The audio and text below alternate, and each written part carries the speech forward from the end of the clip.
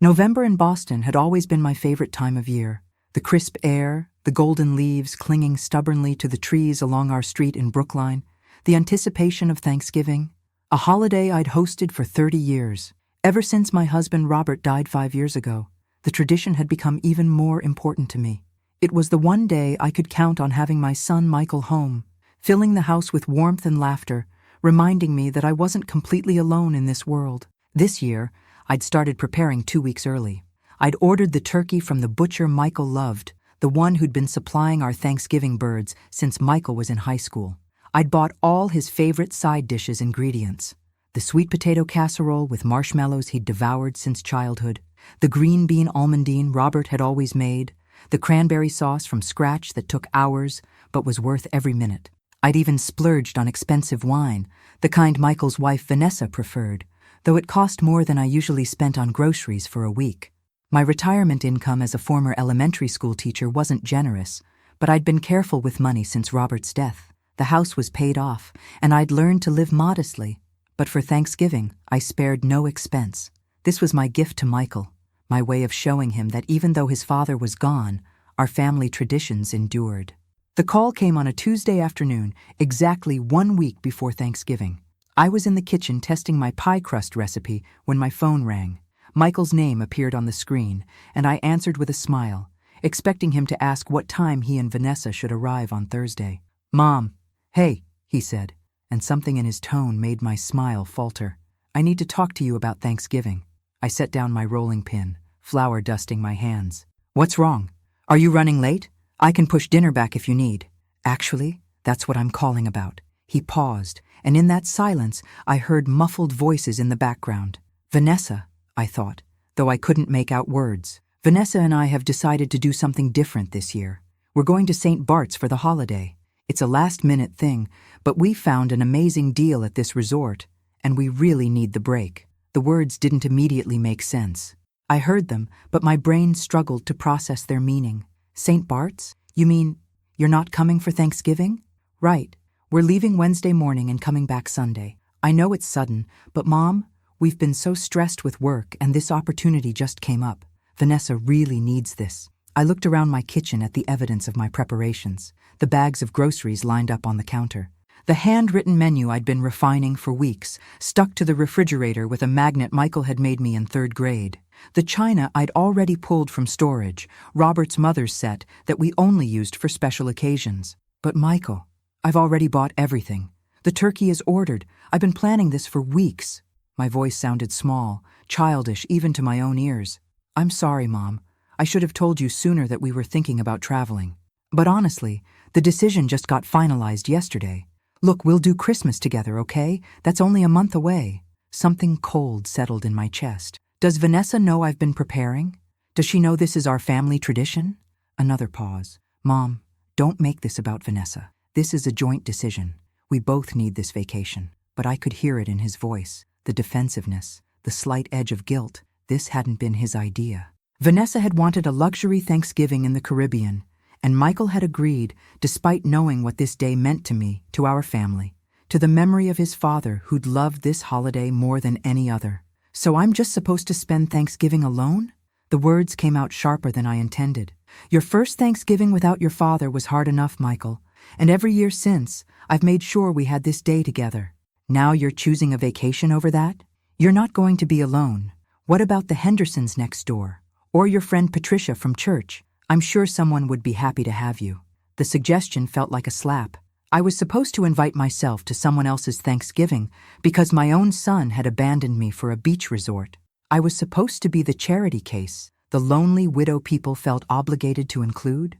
"I don't want to go to the Hendersons," I said, my voice tight. "I want to have Thanksgiving with my son, with my family. Mom, please don't guilt-trip me about this. We're allowed to take a vacation. We're allowed to do things differently sometimes." "Of course you're allowed to take a vacation. But did it have to be Thanksgiving?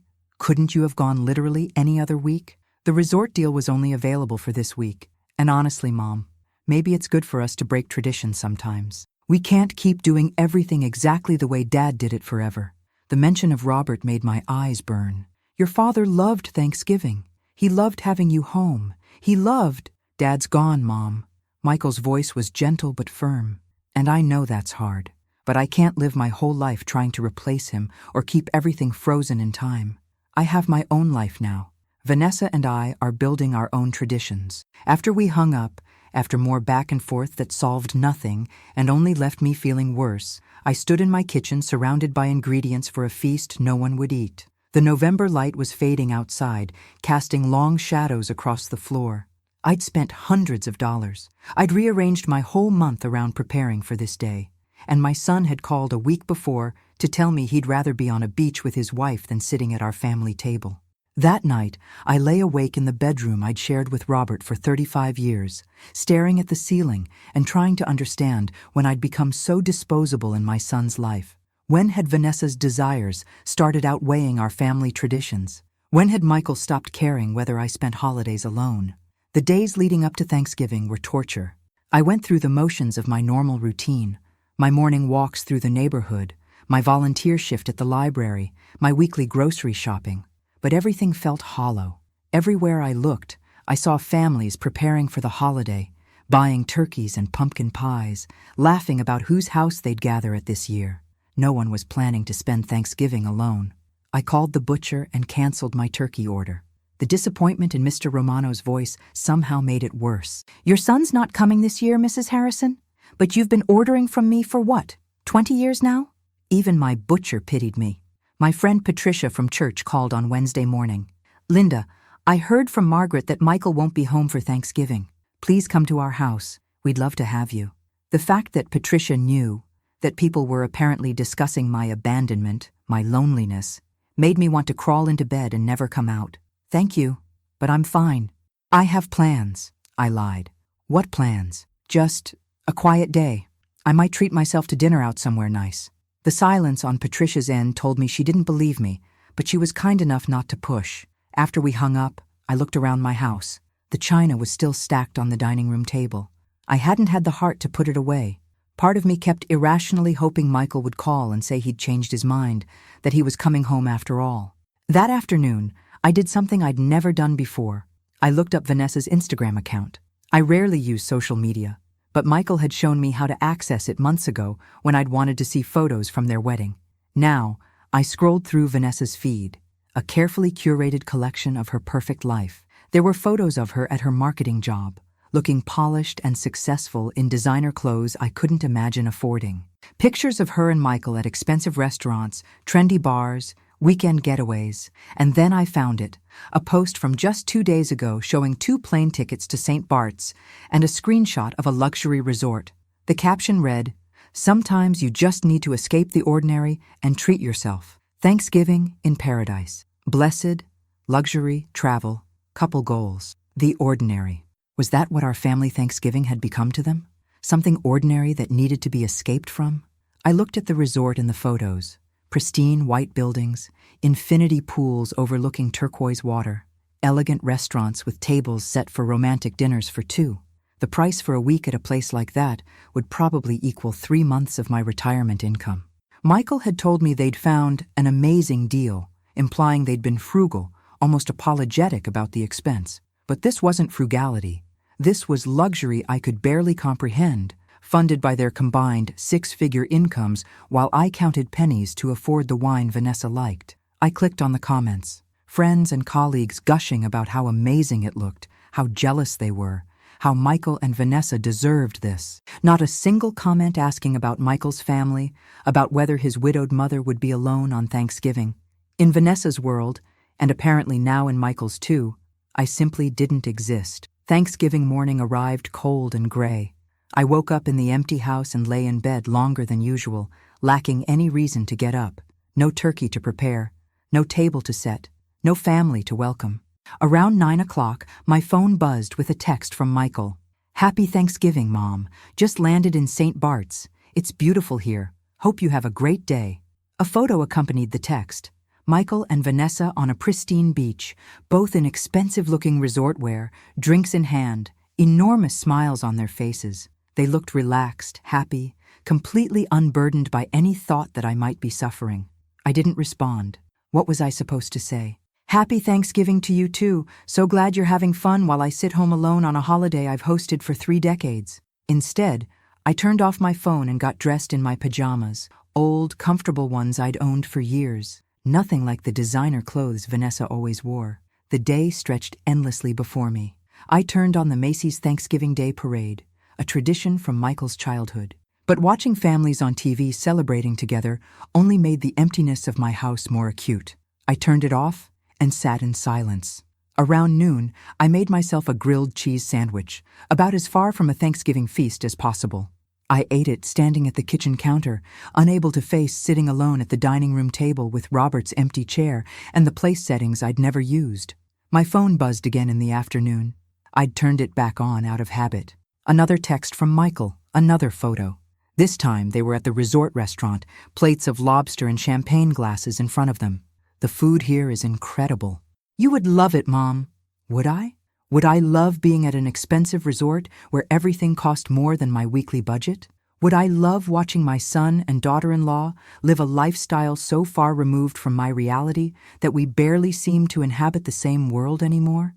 Or was this message just Michael's way of assuaging his guilt, pretending I was included in his perfect vacation when really I'd been deliberately excluded from it? That evening, I did something I'd sworn I wouldn't do. I allowed myself to truly feel the anger that had been building all week. Not just sadness or disappointment, but rage. Rage at Michael for choosing luxury over family.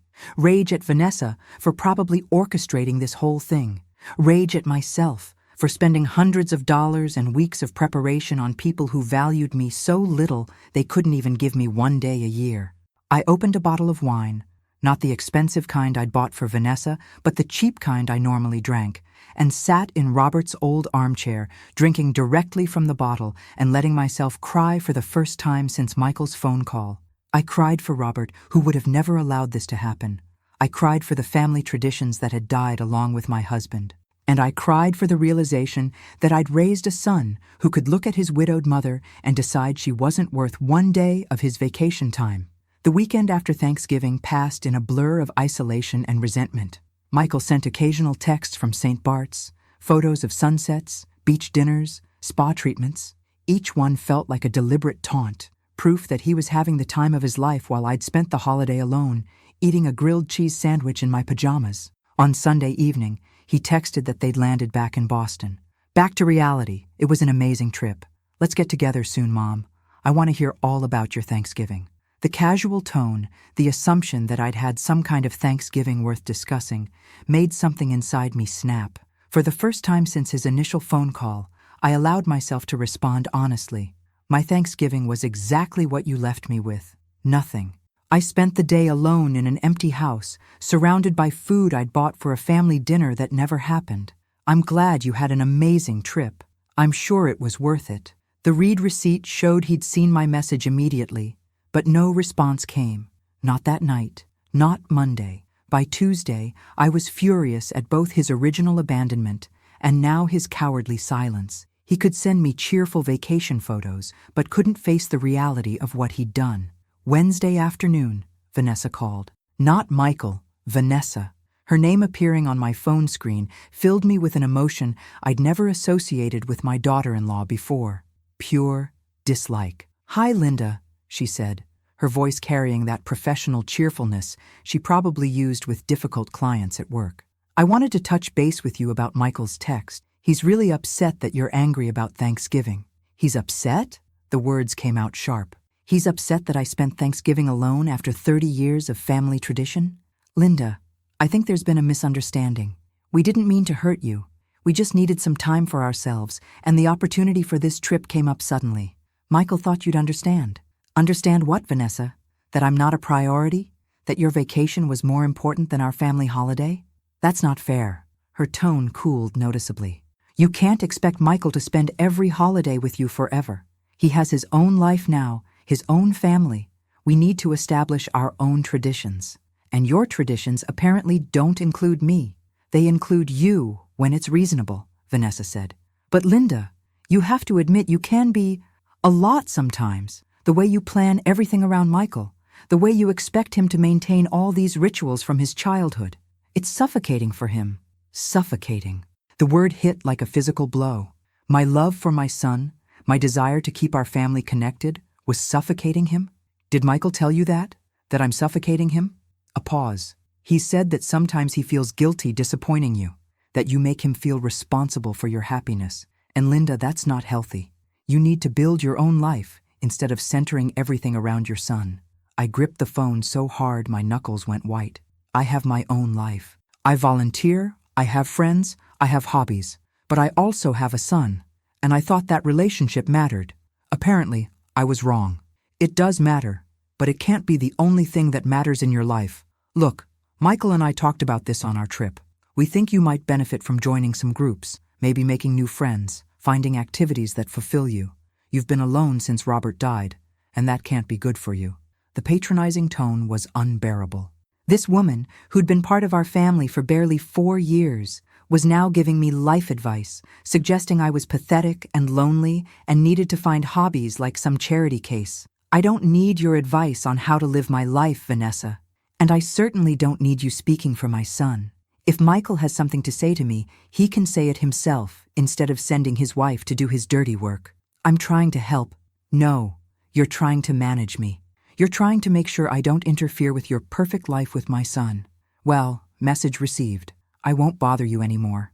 I hung up before she could respond, my hands shaking with adrenaline and anger. Within minutes, my phone rang again. Michael this time. I let it go to voicemail. He called twice more that evening, each time leaving messages asking me to please pick up. We needed to talk. He didn't like how things were left with Vanessa. I didn't call back. For the first time in Michael's life, I was the one creating distance, the one refusing to smooth things over and pretend everything was fine. And it felt terrible and liberating in equal measure.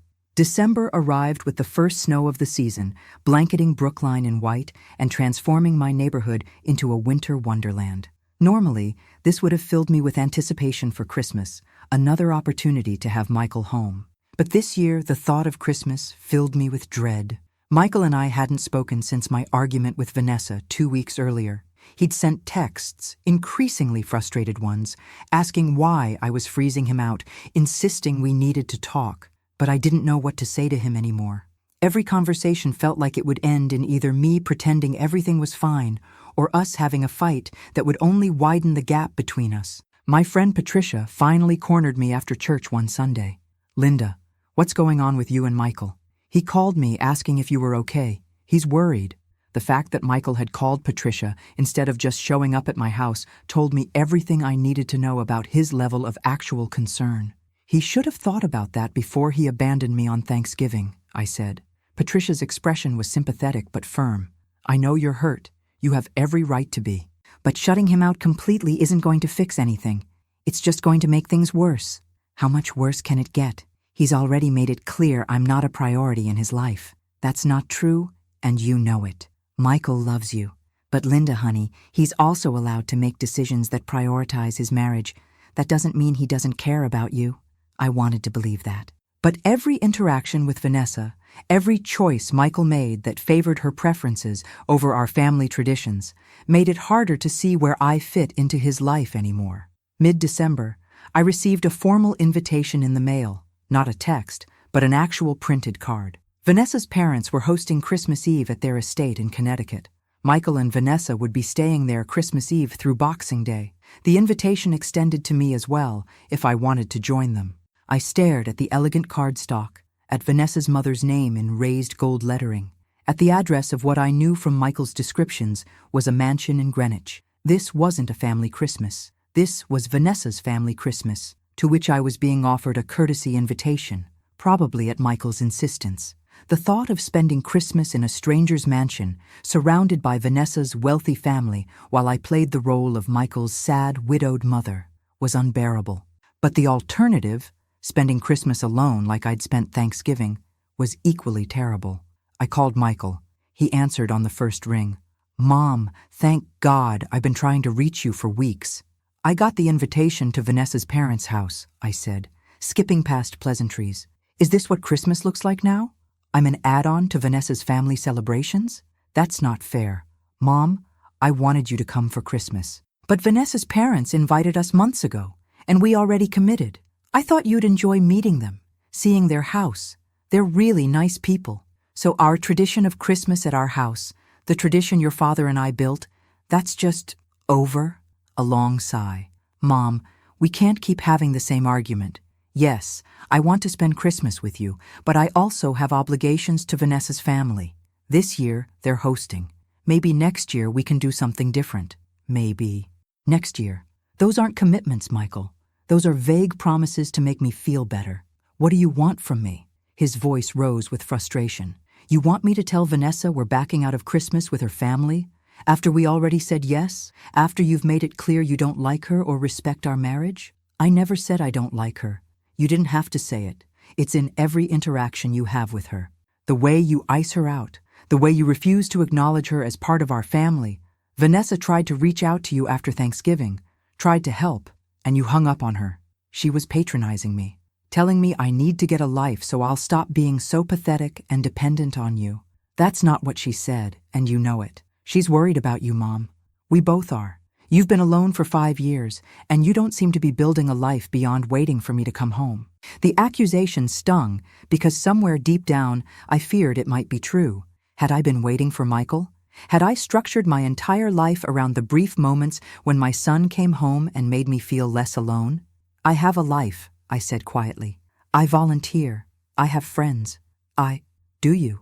Because from where I'm standing, it looks like you spend your time planning holidays I might not come to and getting angry when I have other priorities. That's not healthy, Mom."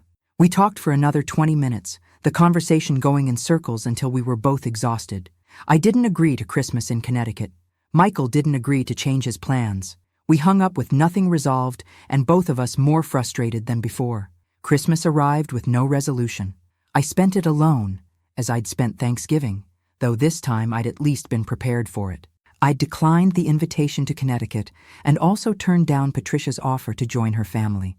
Instead, I volunteered at a soup kitchen on Christmas morning, serving food to people whose loneliness made mine seem less acute by comparison.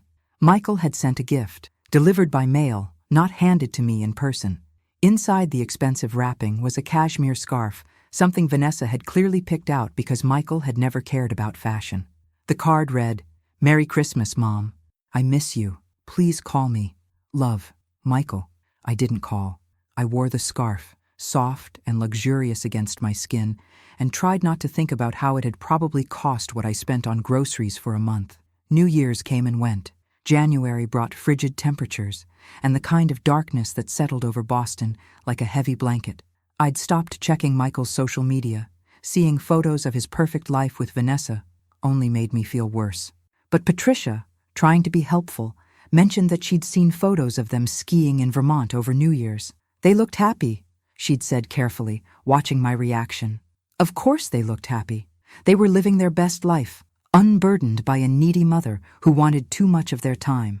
It was early February when everything changed. I was at the library for my volunteer shift, helping patrons check out books, when I overheard a conversation between 2 young women I recognized from the neighborhood.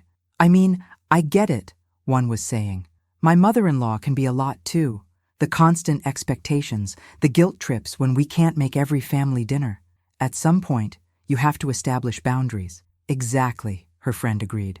"My husband felt so guilty at first, but now he realizes we have to live our own lives. His mom still gets upset sometimes, but that's her issue to deal with, not ours." They walked away, oblivious to my presence, but their words echoed in my head for the rest of the day. Was that how Michael and Vanessa talked about me? Was I the difficult mother-in-law who needed boundaries, whose feelings were her own problem to deal with? That night, I did something I'd been avoiding for months. I pulled out old photo albums from when Michael was young, Robert and I with baby Michael. Michael's first day of school, family vacations to Cape Cod, Christmases and Thanksgivings through the years, our little family of 3 smiling at the camera, completely content in our small world. Looking at those photos, I realized something painful. I'd been trying to recreate something that no longer existed. The family in those photos was gone. Robert dead, Michael grown and married, that chapter of our lives permanently closed. And I'd been so focused on preserving what we'd had that I'd failed to accept what we'd become. Michael had grown up, he'd built his own family, And instead of finding a way to be part of that new configuration, I'd been demanding he maintain the old one, the one where I was at the center and he orbited around me. Vanessa's words came back to me. You need to build your own life instead of centering everything around your son. At the time, they'd felt cruel. Now I wondered if they'd been true. What did I have in my life beyond Michael? My volunteer work was one morning a week. My friendship with Patricia was genuine but not particularly deep. I had hobbies, reading, gardening in the summer, but nothing I was passionate about, nothing that gave my life meaning beyond waiting for my son to visit. For 5 years since Robert's death, I'd been in a holding pattern, not moving forward, not building a new life, just existing in the shell of the old one and expecting Michael to fill the emptiness. No wonder he'd felt suffocated. No wonder Vanessa saw me as a problem to be managed. The realization was devastating and clarifying in equal measure. I called Michael in mid-February. He answered immediately, his voice wary. "Mom, I need to apologize," I said before I could lose my nerve. Not for being hurt about Thanksgiving or Christmas. I think I'm allowed to feel hurt about that. But for making you responsible for my happiness, for centering my entire life around you instead of building something of my own, for making you feel guilty every time you chose your wife or your own needs over my expectations. Silence on the other end. Then, "Mom, I don't know what to say." "You don't have to say anything. I just need you to know that I understand now. I understand that I've been holding on too tight to a version of our family that doesn't exist anymore, and that's not fair to you or Vanessa." "I miss you," Michael said, his voice thick with emotion. "I miss talking to you. I miss having you in my life without all this tension. I miss you too. But Michael, I think I need to step back for a while, not as punishment, but because I need to figure out who I am beyond being your mother. I need to build a life that doesn't revolve entirely around you."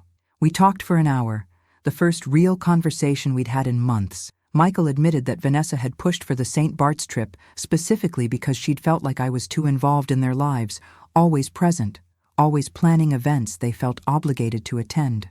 He admitted that he should have handled it differently, should have talked to me instead of just abandoning me on Thanksgiving.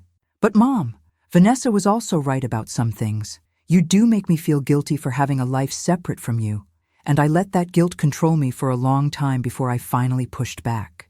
It hurt to hear, but I needed to hear it. Over the following months, I made real changes. I joined a book club that met weekly, not the one Patricia had invited me to, but one focused on contemporary literature where I wouldn't know anyone. I started taking a painting class at the community center, something I'd always wanted to try but never had time for when I was working and raising Michael. I volunteered more regularly at the soup kitchen, finding purpose in helping others instead of fixating on my own loneliness. I also started seeing a therapist. Dr. Morrison helped me understand that I'd never properly grieved Robert's death, had instead thrown myself into maintaining family traditions as a way to keep him alive. She helped me see that my identity had been wrapped up in being a wife and mother for so long that when Robert died and Michael grew up, I didn't know who I was anymore. "You're not just Michael's mother," Dr. Morrison said during one session. "You're Linda. You had an identity before he was born, and you can build one now that he's grown. But you have to choose to do the work." I chose to do the work. Michael and I established new boundaries. I promised not to plan major holidays without asking him first what his plans were. He promised to give me advance notice when he and Vanessa made commitments that would affect our time together. We agreed to have dinner once a month, just the two of us, to maintain our relationship without the pressure of big family events. I even reached out to Vanessa. We met for coffee in April, just the two of us. It was awkward at first, years of resentment sitting between us like an unwelcome third party. But I apologized for making her feel like an outsider in Michael's life, for refusing to acknowledge her importance to him. "I was threatened by you," I admitted. "You represented everything I wasn't. Young, successful, able to give Michael a life I never could. And instead of accepting that and finding my own place in your lives together, I tried to compete with you for his attention." Vanessa's eyes welled up. "I never wanted to replace you. I just wanted Michael to have room to breathe. But I also could have been more sensitive to what you were going through, losing Robert and then feeling like you were losing Michael too. It wasn't a magic fix. Vanessa and I weren't suddenly best friends, but we established a respect for each other, an understanding that we both loved Michael and could coexist in his life without it being a competition." Thanksgiving that year looked different. Michael and Vanessa invited me to their apartment, not my house with all the old traditions, but their home where they were building new ones. Vanessa's sister was there too, and her parents joined us via video call from Connecticut. The turkey was catered, not homemade. We ate at 6 instead of the traditional 3 o'clock. Nothing was the way it used to be, and that was okay. As we sat around their table, Michael reached over and squeezed my hand. "I'm glad you're here, Mom."